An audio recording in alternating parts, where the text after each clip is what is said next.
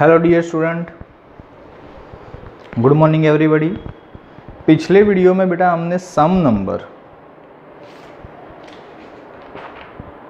19 किया था।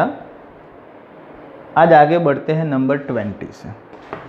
20 का क्वेश्चन ऐसा है, मैं लर्न कर रहा हूँ, सुनो आप। Using the fact that sine A plus B करके एक इक्वेशन दिया है नंबर 20 में। Sine A plus B is equal to sine A into cos B plus cos A into sine B. This is the equation. Okay, इस तरह का हमें क्या दिया हुआ है, इक्वेशन दिया हुआ है। देन आफ्टर आगे बोला है कि and the differentiation obtain the sum formula of cosine.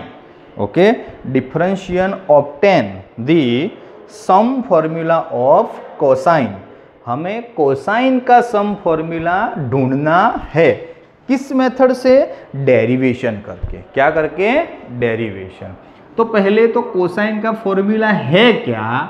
तो cos A plus B is equal to cos A into cos B minus sine A into sine B. हमने 11th साइंस में ट्रिगोनोमेट्रिक्स में ये सभी फॉर्मूला सीखे हुए हैं। तो कॉस का फॉर्मूला है cos A into cos B minus sine A into sine B. ये प्रूव दैट करना है इसके ऊपर से ये, बट डेरिवेशन करके।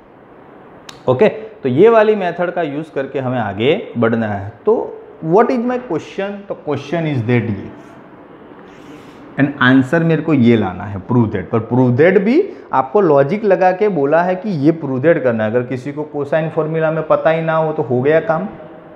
तो equation is the important thing for the maths. Maths के लिए इक्वेशन बहुत इंपॉर्टेंट है। इक्वेशन अच्छे से रिमेंबर हो तभी तुम आगे बढ़ सको, वरना ये सब में डेरिवेशन का मीनिंग ही नहीं रहता जब तक आपको कोसाइन का इक्वेशन ना याद हो। ओके, चलो इसका डेरिवेशन स्टार्ट करो। सीधा डेरिवेशन ही करते हैं। साइन का दूसरी चीज A and B, A plus B, A and B is not a constant, क्योंकि हम इक्वेशन सीखते थे तब लिखते थे cos x प्लस वाई। तो x and y is a variable, तो a एंड b एंगल है बेटा, वो कांस्टेंट है नहीं। समझ में आया कि नहीं? ओके, तो उसका डेरिवेशन करना है। a का derivation with respect to x dA by dx, b का derivation with respect to x dB by dx। समझ में आया? तो उसको अंडर एस्टिमेट नहीं करना है कि भाई a प्लस बी का जीरो, तो पूरा जीरो ही हो जाएगा, ऐसा करना नहीं। वो एक चीज़ रिमेंबर रखनी है। तो साइन का होगा पहले कॉस ए प्लस बी, ये तो कॉस है। ए का फिर से करोगे तो D A by D x, and B का करोगे तो D B by D x. A का फिर से करोगे तो D A by d A, B का करोगे तो D B by D x. ये लेफ्ट साइड का हुआ। अभी राइट साइड में देखो, दोनों वेरिएबल ही समझने हैं ए एंड बी, तो this is the multiplication rules. Sine A into cos B का क्या होगा? Multiplication rules. यहां से अप्लाई करता हूं, ठीक है, स्पेस के प्रॉब्लम से।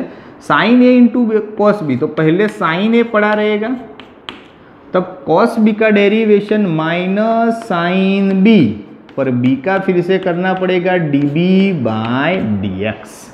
बी का फिर से क्या होगा? D B by D X. अब कॉस बी पड़ा रहेगा, तो साइन ए का फिर से क्या होगा? कॉस ए, और ए का अगेन करोगे तो D A by D X. बैठ रहा है ना दिमाग में? ये दोनों में बीच में मल्टीप्लिकेशन रूल्स किया, और कुछ है नहीं।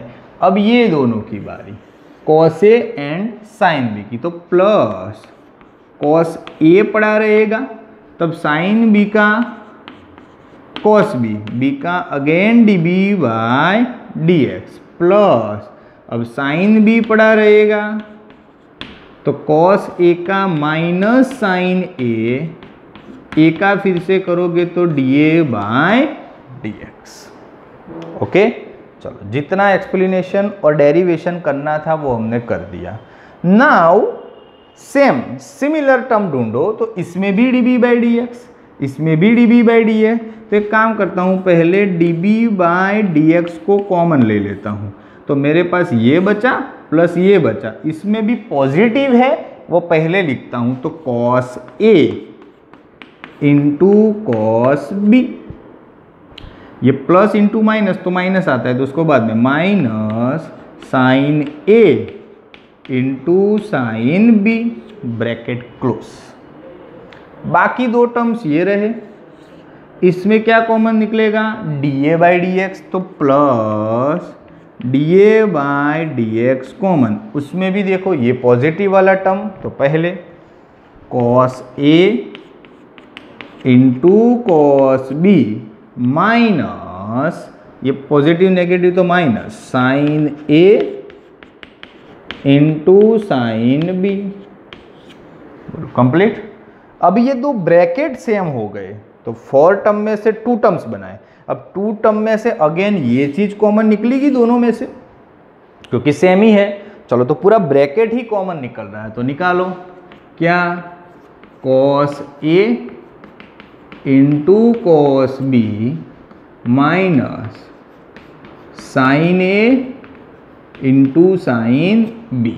चलो ये पूरा ब्रैकेट ही कॉमन निकल गया, तो बचा क्या, तो D B by D X plus D A by D X. Okay, तो लिखो ब्रैकेट में बचा क्या, D B by D X plus D A by D X. Okay, ये पूरी सिस्टम किसके बराबर है, तो इसके बराबर। हमने इज इक्वल टू करके सॉल्व किया, इसको बार बार नहीं लिखा। तो देखो D A by D X plus D B by D है, तो same D A by D X plus D B by D है, कैंसल। तो ये बचा कॉस ए प्लस बी, लिखो कॉस ए प्लस बी, और सामने क्या बचा, तो ये ब्रैकेट बचा, लिख दो cos A into cos B minus sine A into sine B, और दिस इज द आंसर। यही तो प्रूव दैट करना था हमको, कोसाइन फॉर्मूला। कोसाइन फॉर्मूला तो क्या कर दिया हमने, cos A plus B is equal to cos A into cos B minus sine A into sine B. बोलो आ गया अच्छे से समझ में। जस्ट इतना ध्यान रखना है डेरिवेशन में कि ए और बी कांस्टेंट है नहीं, तो ए का D A by D X, B का जब बोर्ड की एग्जाम आएगी तो जब कांस्टेंट नहीं है तब कुछ बाइफरगेट नहीं किया होगा, पर जो कांस्टेंट है वो ब्रैकेट में लिख के आपको देंगे कि for this sum A B C L M N etcetera etcetera is constant. तो समझ जाने का कि ये एग्जाम्पल के लिए ये कांस्टेंट है और ये एग्जाम्पल के लिए ये कांस्टेंट नहीं है। तो थोड़ा ध्यान देना है, क्योंकि कांस्टेंट का सीधा 0 हो जाता है और वेरिएबल का सीधा मतलब कि क्या हो जाता है, अकॉर्डिंग टू द रूल्स करना पड़ता है। ओके, तो ये चीज़ अच्छे से समझनी है। आगे नंबर 21 है, वो बेटा 5.1 सीखने के बाद ही पॉसिबल होगा। 22 करते हैं, तो व्हाट इज 22, तो 22 क्वेश्चन है y is equal to F of X G of X H of X L M N A B C, this is the question and prove that मेरे को क्या करना है, D Y by D X is equal to F dash X G dash X H dash X, L है M है N है, A है B है सी है। ओके, चलो तो फर्क कितना है प्रूव दैट में कि ये नॉर्मली फंक्शन है एफ जी एक्स, जो डेरिवेशन ढूंढना है उसमें एफ ऑफ एक्स का एफ डैश एक्स है, जी ऑफ एक्स का जी डैश एक्स है एंड एच ऑफ एक्स का एच डैश एक्स है। Okay, L M N A B C तो कॉमन है और वो कांस्टेंट भी है, क्या है। अब सीधा डेरिवेशन ना तो तुम्हारे दिमाग में बैठेगा, मुझे तो पता है इसलिए मेरे को समझ में आएगा, तो थोड़ा आपको समझ में आए उस तरह से एक्सप्लेन करो। चलो मेरे पास y वाला टर्म है, तो y को पूरा ब्रैकेट तोड़ दो, ऐसे है ना, कोई भी रो लेके एक्सप्लेनेशन करने का, और जो डायमंड शेप में आते हैं उसको क्या करने का, माइनर। तो पहले एफ ऑफ एक्स, रो और कॉमन को हाइड कर देने का, m का मल्टीप्लिकेशन c के साथ, तो mc बी का एन के साथ तो माइनस बी एन, पता है ना, थर्ड फोर्थ चैप्टर में हमने ऐसे सॉल्यूशन किए थे, मैट्रिक्स एंड डिटर्मिनेंट। 11th में भी एक सम था, आपको सिखाया था।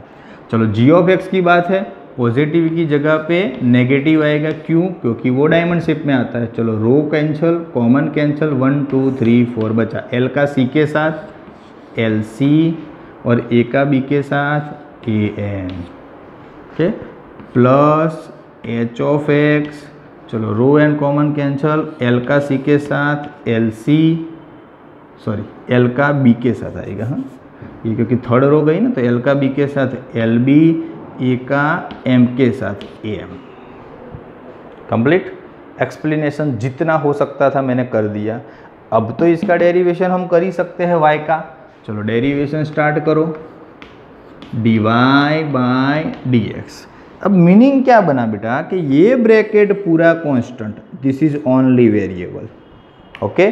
तो 2x होता है, 2 कांस्टेंट तो 2 पड़ा रहता है एंड x का डेरिवेशन 1, वही मेथड अप्लाई करनी है। कांस्टेंट पड़ा रहेगा एंड f ऑफ x का डेरिवेशन f डैश x, क्योंकि डेरिवेशन में कोई पर्टिकुलर क्वेश्चन नहीं है, ओके, एक वैल्यू है f ऑफ x, तो f ऑफ x का f डैश x, क्योंकि डेरिवेशन को डैश से भी रिप्रेजेंट किया जाता है, 1 2 3 4 से भी रिप्रेजेंट किया जाता है, पर हमें रिक्वायरमेंट डैश की है।